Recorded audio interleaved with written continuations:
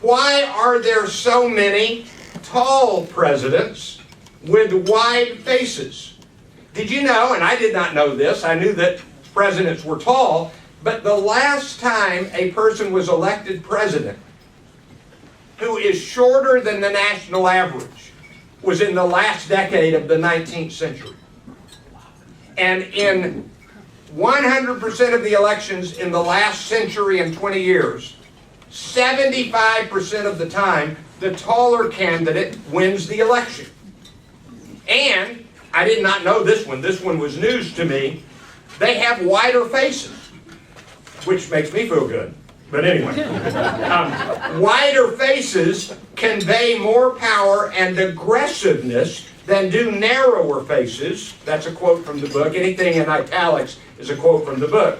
And the wider face is on the person who is tempted to be or tendency to be overconfident. So those are some stories from the book.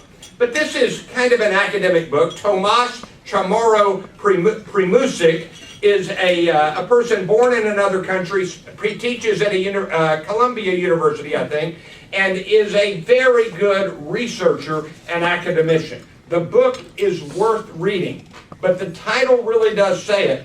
Incompetent men become leaders. All right, on the left.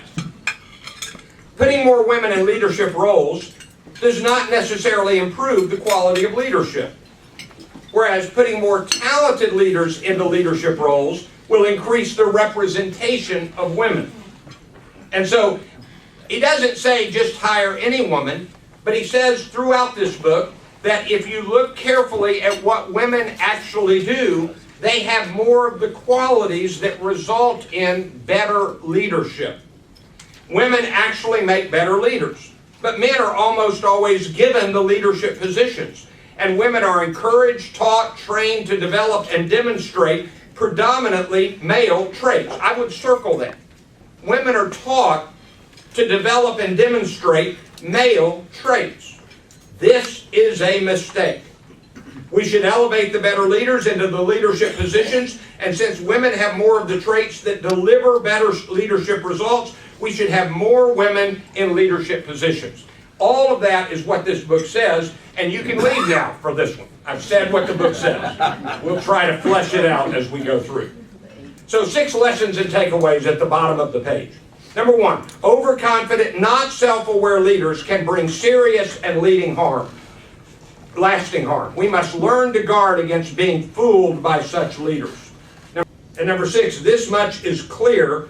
We do not have enough good leaders. This book will help you think through many issues of leadership.